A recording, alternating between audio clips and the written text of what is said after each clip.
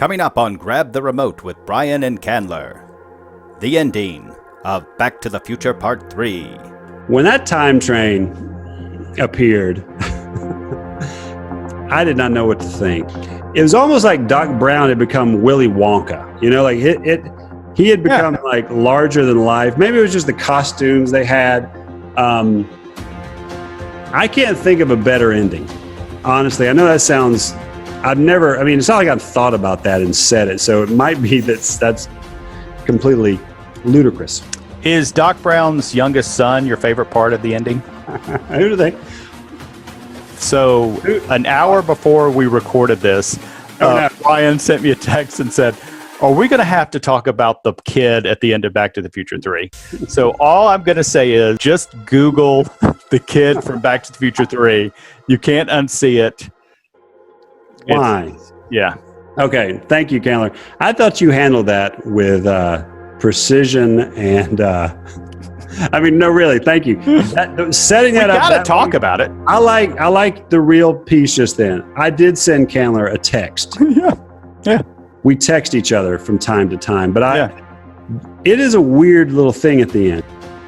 They were Jules and Vern. Would have been nice to been have a connection. Like, this is Doc Brown's kids. Can Marty for a second say, hi, nice to see you, hello.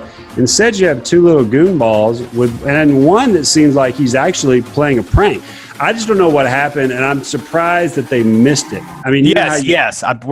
Me too. I'm surprised they missed it. And so it is, if you said it, once you see it, you can't unsee it. And then it becomes just a part of the viewing experience. And look, this kid was under 8, so I'm in no way, this is a kid. I'm not judging this kid, but No judgment. It's just he actually steals focus from the scene. Right. And so, because this is it. There ain't nobody. No, they're never gonna see. We're never gonna see Marty and Doc ever again. Right. We're never gonna see Claudia Wells again, or Elizabeth Shue, or Mary Steenburgen. It erased. It erased. So, I think that, despite that, it leaves a lot of things unanswered for us, which I think is great. Speaking of the time train, so. How did he do it? That's interesting and fun to me. Where are they going? Who knows? And all the stuff about him messing up everything, that's obviously gone by the wayside. Yeah. And he's gone. They've gone to 2015 to get a hover conversion because that train is a flying. Or did he just reverse engineer? He did say I've already been there, but I've already been there, meaning 2 meetings. Totally just a dual meaning for us to wonder.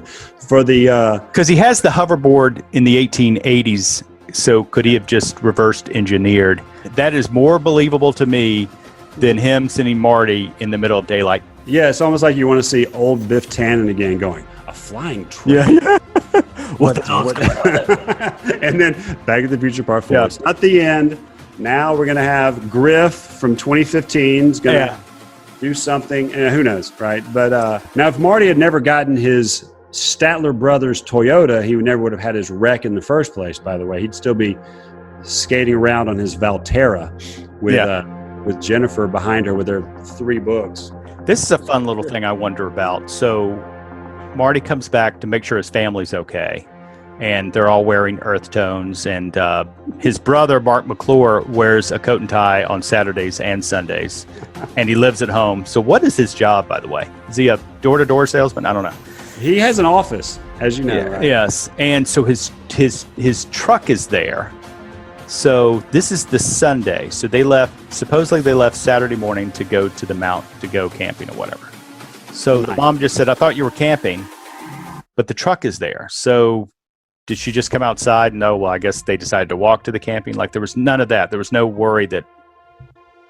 Oh, gosh, yeah. The garage door was down. But we did have effeminate Biff back. Yeah. Hi, the new book. Oh, I'm Biff. Oh. After his performance as Buford Mad Dog Tannen, that's all I need. Yes. I would have loved George McFly in his life as a writer. And I think that Marty might have a fun story for his dad, and I would love to have a sequel to a match made in space, which would be a match made in the Old West. And so it's basically the Doc Brown Clara story. And I can see the cover, and it's like, I don't know.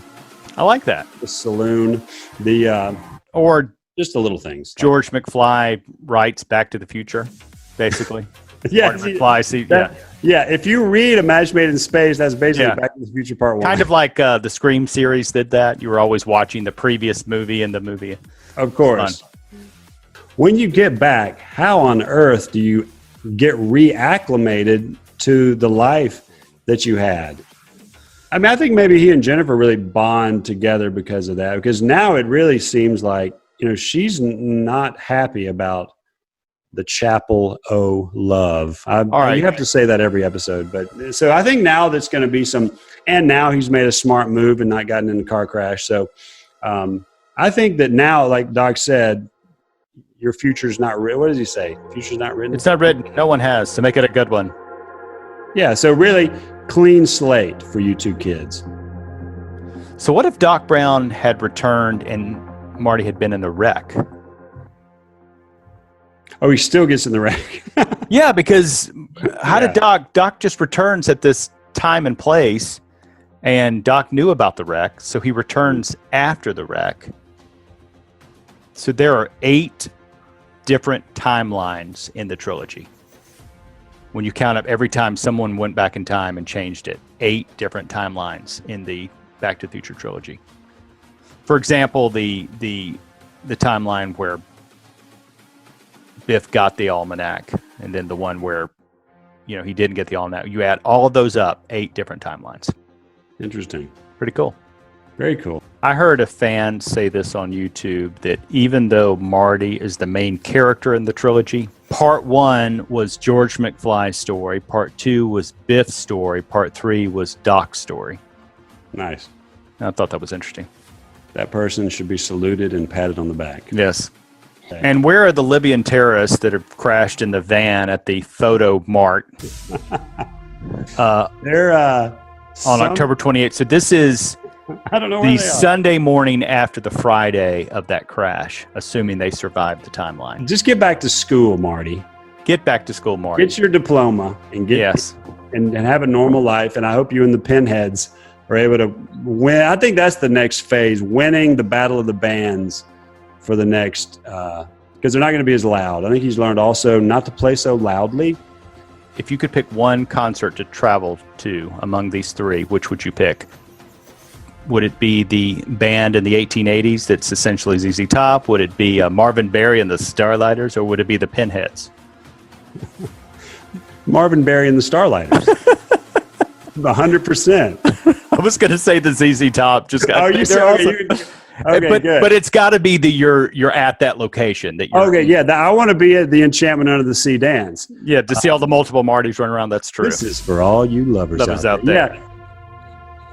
And that's the secret of time travel, ladies and gentlemen. And that is the secret of time travel.